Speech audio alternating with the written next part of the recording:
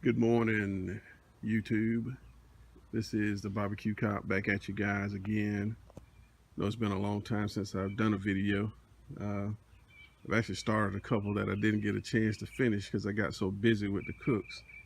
But I'm up early this morning. It's around 7 a.m. here in Georgia, and getting ready to put on some beef short ribs, the dinosaur bone beef short ribs, as well as a brisket. Now, I'm going to show you the meat here shortly. What I did for prep last night was go ahead and trim both of them up.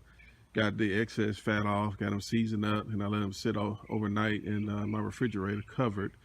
So I'll let you see those. And I want to show you a few things to talk to you this morning because this video is going to be a dual video. Not only show you how I do my briskets and beef ribs, but also airflow video. And this is really important. You know, one thing that I see in a lot of these videos is, that billowing white smoke. And I've even seen videos where people are saying that, thinking that their fire is going the right way when they've got that white billowing smoke. When actually it's that thin blue smoke that we should be looking for. So the other side of this video is going to be showing you fire management. And this is something I had to learn too, guys. I've got videos too that show that same white smoke.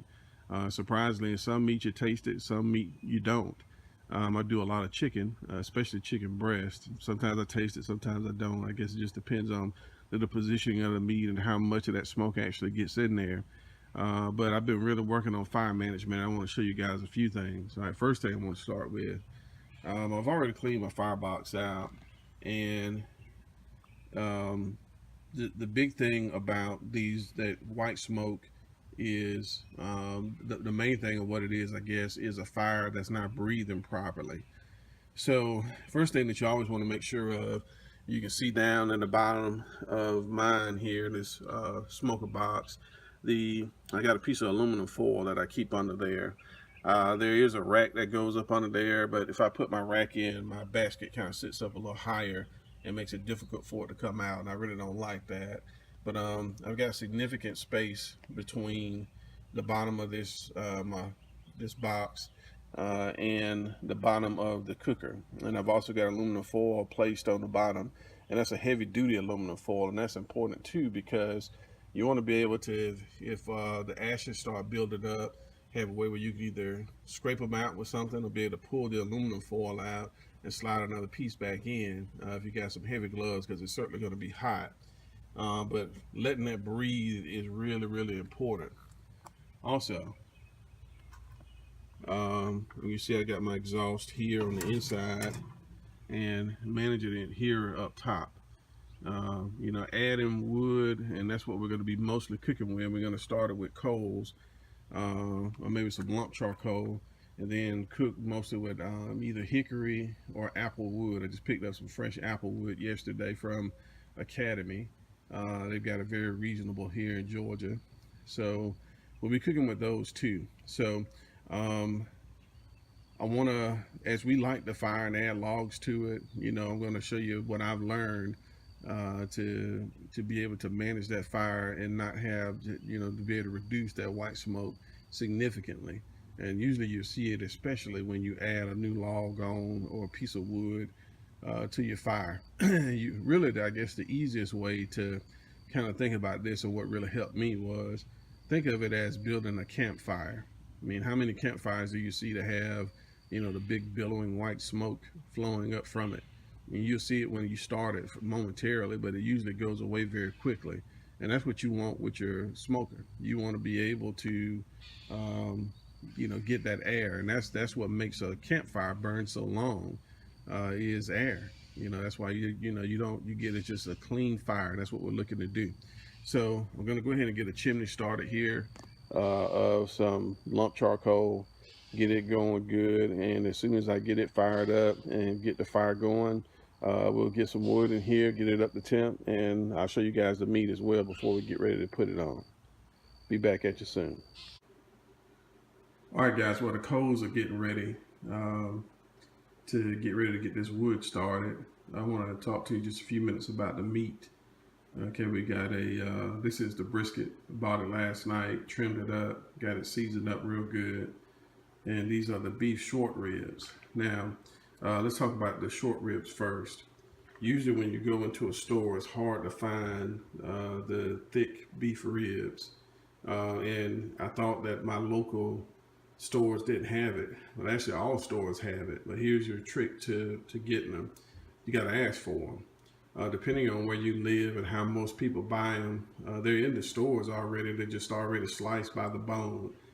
So I went to the butcher where I usually get my meat from and asked them, and they actually had them, still in the back getting ready to slice some up. So he discounted them down for me, which I really appreciate, and sold me half a slab of them, which is going to be plenty. When you see them like this, they don't look like the traditional until you start cooking them, until the meat starts coming back off the bones. You don't have to trim them or anything. That just naturally happens where the fat reduces down and the bones open up. But they are some juicy ribs. These, maybe you can see here, pretty thick. Probably about an inch and a half or so thick. The brisket. I got the brisket from Walmart. Usually the super centers are better than the little market super Walmarts. This brisket, as big as it is, was only 31 bucks, which is really good. Trimmed it last night, got all the fat off of it that I didn't want, the excess, seasoned both of them up, and I basically used salt, pepper, garlic powder, onion powder, and lemon pepper. So kind of kept it a little bit simpler than what I normally do, but those are the seasonings that I got on it. Let it sit overnight, and you can see it's still seasoned up good, smells delicious even before you cooked it, just from the seasonings when I opened the foil to show you guys. So just seeing another quick tip about, if you're looking for the ribs like this, and I prefer them this way because they actually have a lot more meat than the packaged ones that you'll see in the store. Just go with, make a relationship or get a relationship with your butcher, and just ask them. And usually they'll have them, already separated from wherever they get them from. You can just buy you a slab, a half a slab, or whatever you feel comfortable buying. So we're gonna put these on fat side towards the fire as soon as we get the fire going here, and we'll be back shortly to update you. All right, guys, hopefully you can hear me over the weed eating that's going on across the street here, but I wanted to catch this while just put a log on here, a hickory log, and get ready to shut it down here in just a few minutes and try to get up the temp so we can get the meat out here. One thing I do want you to notice, remember we talked a little bit earlier about the white billowing smoke. You can see over here I got this door open to let maximum airflow come through. And here on top to let that log catch and get it going good before I shut the top down. And when I shut this top down and the temperature starts to come up, I'm probably gonna get just a little white smoke because we're taking some of the air away. But I want you guys to pay particular attention to the top here out of the stack to see how little actually comes out. So we're gonna go ahead and shut it down here. I'm gonna give you just a few more minutes to completely catch here, and it's burning pretty good. But when you get ready to come back and check, this is pretty much what you should see. You should see that log smoldering, not smoldering, I'm sorry. You should see the fire going. When that fire starts to die down, that's when it's time to add some additional fuel to it. So for right now, looks like we're going pretty good. We got it lit up, the log is burning good and clean, and again, it's just like a campfire. That's what really made it click to me, and that's what I want you guys to think about, is the campfire technique. How many campfires do you see where there's white smoke billowing all the time? You don't. It just doesn't happen that way. So when you get it burning clean that way, that's when you know you got a really good clean burning fire. So we're gonna shut this down, and we're gonna let it start to build some temp, and we'll see what happens here.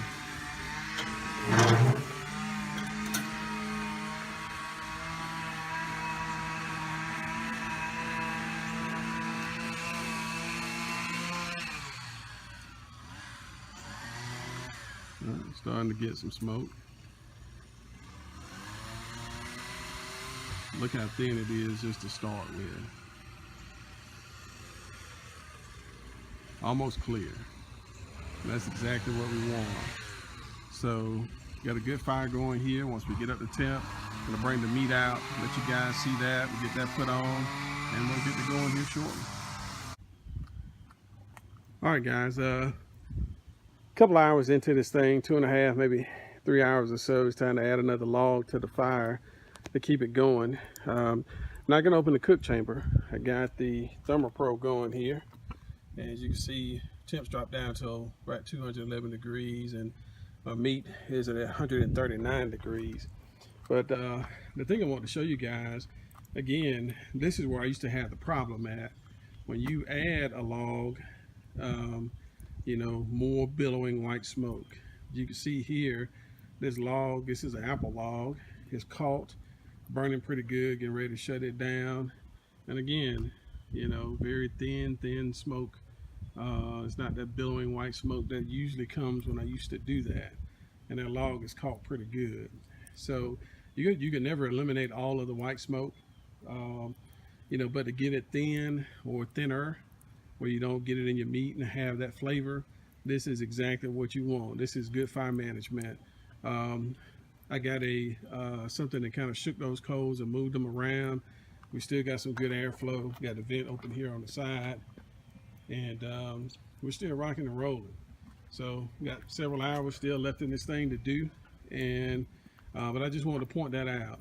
Good fire management is key to having some really good tasting meat, and that's what you guys want. You know, when you do and I do my stuff now, rave reviews. You know, people want me to sell plates now. It's getting so good, but the more you do it, the more you practice with it, the more you play with it, the better that you're going to get. So keep it up, guys. On the next one, we'll open it up and kind of let you take a look at everything and see where we are as far as how the meat goes. But again, you can see when I get ready to shut it down, just barely see that smoke coming out. It's thin, it's blue, and that's exactly what we want. So looks like we're caught pretty good. As long as we got enough air coming in this thing, we should still be the same. So I'm gonna shut it down here, lock her back down.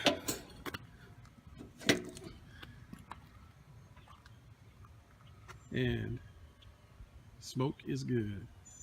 All right, guys, we'll see you guys back here shortly. All right, guys, again, real quick, I wanted to show you something. I looked outside from my window. Temperature was still good, but I saw that my smoke had started to get a little bit thicker and whiter than what I wanted. What happened was my log quit burning. Essentially, like we talked about before, the oxygen, there wasn't enough oxygen getting to the fire, therefore causing that white billowing smoke. Didn't get a lot of it, caught it quickly, because I always keep an eye on my temperature and how my fire is looking. And all I did was came out here. I'm an old mechanic by trade. You can do this with just about anything, but I had this inside my garage, and I just moved that log around and shifted my coals a little bit and got the fire going again. This is pretty much what you want. Again, we're back to the campfire style fire that we need. And as soon as I did that, look what happened. Control the smoke instantly. Okay, controlled it instantly. We're back to the thin blue smoke, what we want in our fire. So now that we got it going back again, it's gonna shut it down, lock it back down, and also open my door a little bit here to get me a little bit more draft coming in. So you can see, even with everything locked down, still check the smoke, still thin and blue, which is exactly what we want. Hit you back at the temperature gauge. Since I just opened it up, it dropped. I was right at 240 or so, but my meat is 144 degrees now, and temp is 231, but it's gonna rise back up. It went down when I opened the door to stoke the fire a little bit. Thin blue smoke, guys, that's what we're looking for. Good tasting meat. All right, guys, several hours into the cook now, and I tell you, really pleased. Take a look at that brisket. Nice and juicy. You see I added a water pan. I got to do that in the beginning to show you guys, but I always put a water pan with some seasonings in the bottom of it to match the flavors that I got to season with. That is cooking down nicely, looking really good. beef ribs. You can see the bones and the fat is starting to draw back off of those bones, and it is looking really well. Probably gonna come back out here shortly and wrap, trying to get to probably 160, 170, and then I'm gonna wrap and try to get it to around 200, a little over 200 degrees or so, and then we'll let it sit. But everything is coming along just fine, guys. This is the first time I've actually opened today. You know the old saying, they say if you're looking, you're certainly not cooking. I truly believe that. So since my temp got up a little high, I turned the smoker around where I can get a good draft from that wind, and it shot my temp up. So to cool it down real quick, I just opened the door and just took a peek. But very happy with what I'm seeing here. This looks delicious. Looks delicious. Okay. All right. We're gonna shut it down, lock everything back down, keep it going. Smoke's going good. See you guys shortly.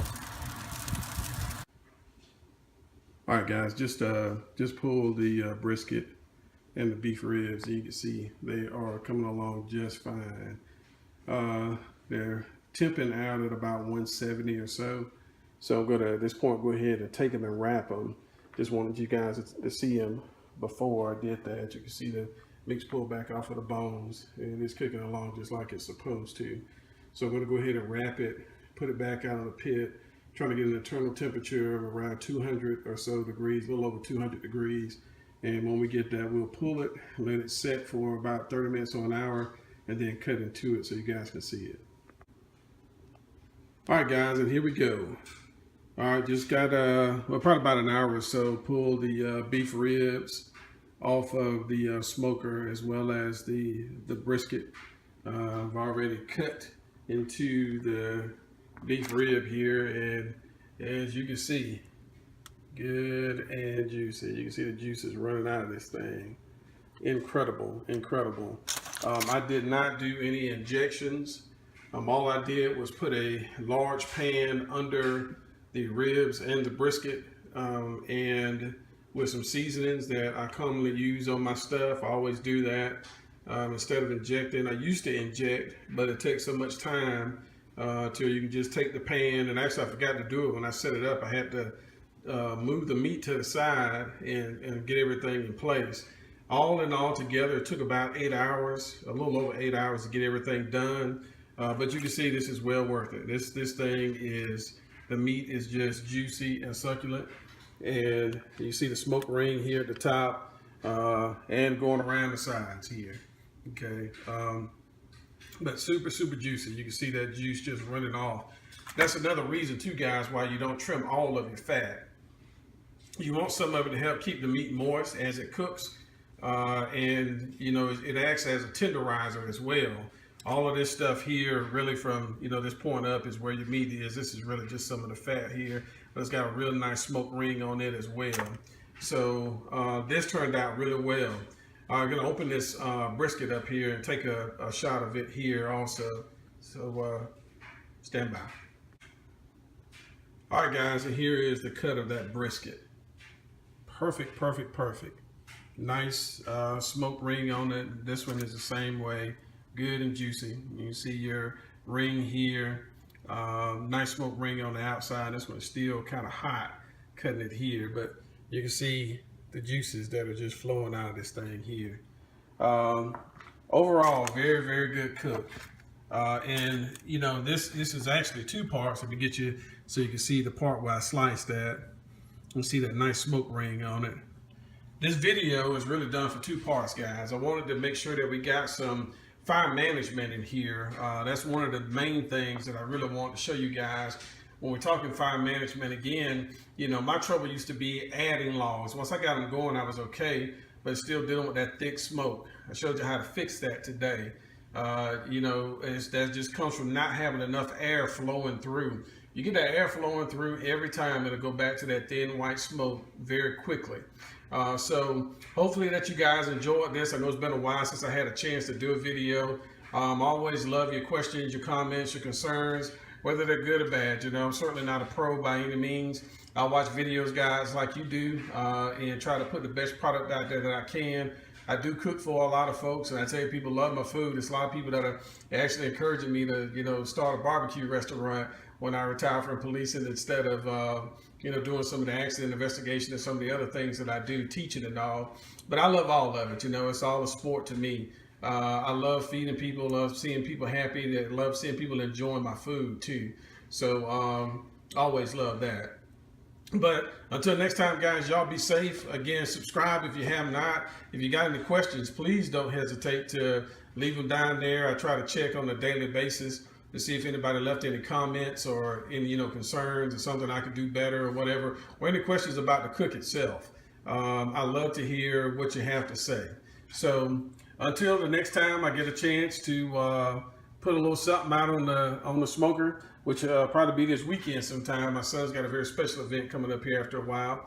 Until that time, I see you guys. Be safe, and I look forward to seeing you guys talking to you guys in the next video. Be safe.